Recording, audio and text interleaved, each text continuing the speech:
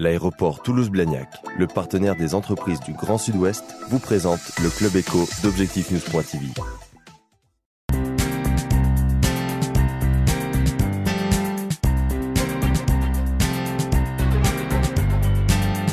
Bonsoir et merci de nous rejoindre sur Objectif-News.tv et Objectif-News.com. Nous recevons aujourd'hui Gérard Huet, architecte. Bonsoir. Bonsoir madame. Vous êtes cofondateur avec Francis Cardette de l'un des cabinets toulousains et français aussi les plus réputés. Vous êtes ici en terrain connu puisque c'est votre agence qui est à l'origine du hall D de l'aéroport où nous sommes. Un an après son inauguration, ça vous fait quoi d'être ici? Est-ce que de votre point de vue, ce hall D vit bien? Je pense que je ne suis peut-être pas le meilleur interlocuteur qui soit pas capable de répondre à cette question. Enfin, moi, toujours, je viens ici avec émotion et à la fois toujours de certaines craintes parce que quand je viens, j'ai souvent droit à la litanie des dysfonctionnements. Voilà. Donc de la part du maître d'ouvrage. Mais au-delà de cette boutade, je pense que on est assez fiers de la réalisation qu'on a construite ici.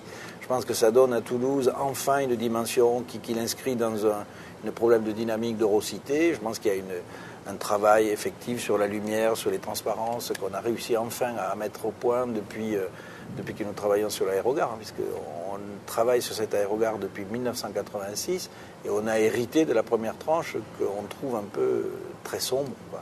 Et donc tout le travail qu'on a fait depuis 1986 jusqu'à ces derniers jours, ça a été de faire entrer le plus possible de transparence et de la lumière naturelle dans ce bâtiment. C'est des bâtiments assez anxiogènes en général pour les usagers. Donc la notion de confort et en particulier ce matériau de la lumière naturelle nous paraît essentiel à mettre en œuvre. Oui, ici on est juste en fait justement de grandes baies vitrées qui donnent sur les pistes de l'aéroport et un petit peu plus loin il y a également tous les bâtiments d'Airbus et en particulier encore la future usine A350, un projet que vous connaissez également très bien. Oui, puis qui aujourd'hui est en voie d'achèvement puisque ce bâtiment-là sera livré avant l'été. Mais qui fait suite aussi à l'usine A330-340, parce qu'en réalité, c'est le premier projet industriel de cette taille auquel nous étions confrontés dans les années 90. Et puis derrière, on y a acquis une certaine expertise. Je n'ai pas de prétention à dire qu'on commence à connaître cette problématique-là. Enfin, c'est des problématiques industrielles de façonnage d'objets finis de cette taille, de la taille des avions, c'est quand même assez exceptionnel dans le monde. Ce qui nous a amené progressivement à pouvoir traiter de l'usine A380 sur un site complètement nouveau et puis effectivement dernièrement le 350. Alors vous êtes également à l'intérieur de Toulouse sur d'autres projets qui touchent là à la santé, notamment Pierre-Paul Riquet, la clinique universitaire du cancer. Sont deux projets aussi très importants pour votre cabinet? Ce sont des projets très importants à la fois par leur dimension, à la fois par le partage qu'ils opèrent, qu'ils nous imposent. Ce sont les deux projets que l'on traite conjointement avec des confrères parisiens différents. Une fois avec Aymeric Zublena pour le Pierre-Paul Riquet au sein de Purpan, qui est ce que M. Romaté, directeur général des hôpitaux, appelle le bâtiment amiral, puisque c'est le bâtiment le plus technique au sens où il regroupe la plupart des blocs opératoires, la totalité une très grande surface des soins intensifs, de 700 lits d'hospitalisation, un énorme paquebot. Donc un bâtiment qui doit être achevé fin 2012. Et puis de l'autre côté, côté sud, la clinique universitaire du cancer, un projet de M. Douste de Blazy, très original dans sa conception parce que c'est un lieu un peu dans l'esprit très américain, très cluster, où en unité de lieu et en unité de temps, où on essaie de regrouper à la fois des praticiens médicaux, bien sûr des malades, des praticiens médicaux et des chercheurs, et les chercheurs qui entr'ouvrent la porte de l'industrie. Ces deux projets seront livrés à quelle date ? Alors je vous dis PPR, Pierre-Paul Riquet, fin 2012, et c'est à peu près la même chose pour la clinique universitaire du cancer. D'ailleurs, vous pouvez les voir, ces chantiers, aujourd'hui, ils sont quasiment PPR finis en gros œuvre. Pas encore tout à fait le cas de la clinique du cancer, mais à l'été, ils sont achevés. On voit que vous êtes très présent donc, sur les projets toulousains, mais pas seulement, et vous avez aussi beaucoup de projets à l'étranger. Beaucoup est un bien grand mot. Plusieurs. Pas assez alors dans ces cas. Plusieurs, notamment au Maroc. Est-ce que vous pouvez nous en dire un mot ? Oui, je peux vous dire même 2 mots. Sur le Maroc, c'est moins des projets au sens bâtiment, construction, au moins au moment où on se parle.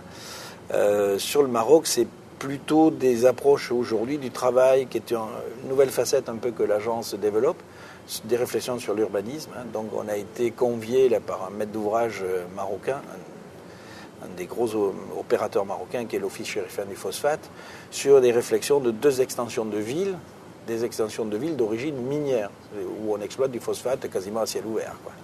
Bon, et cette industrie a un grand essor au plan international, qui participe à tout le développement agricole, les engrais, tout ça, dans les phosphates.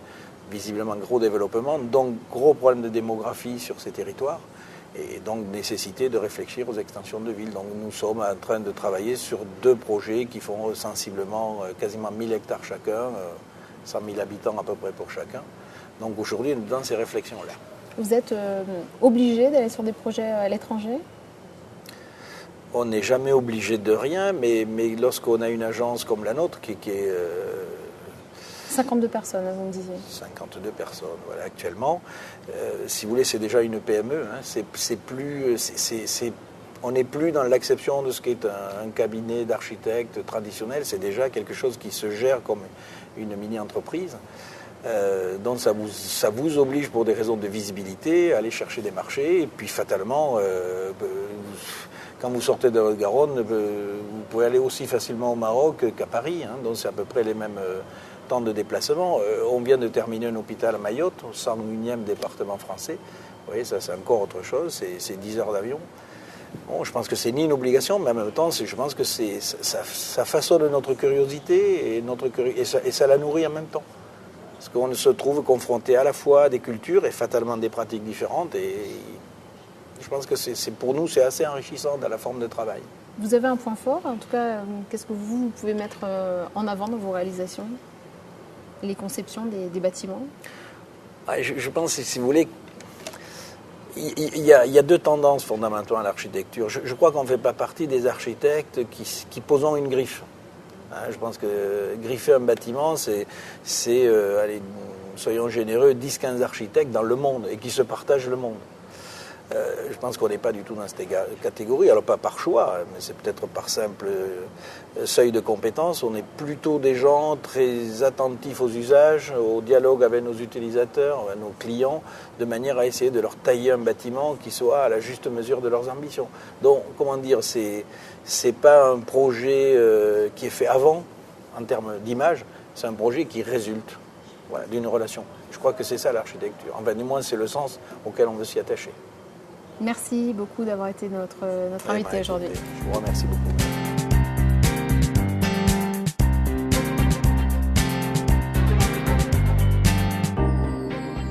L'aéroport Toulouse-Blagnac, le partenaire des entreprises du Grand Sud-Ouest, vous présente le Club Éco d'Objectif News.tv.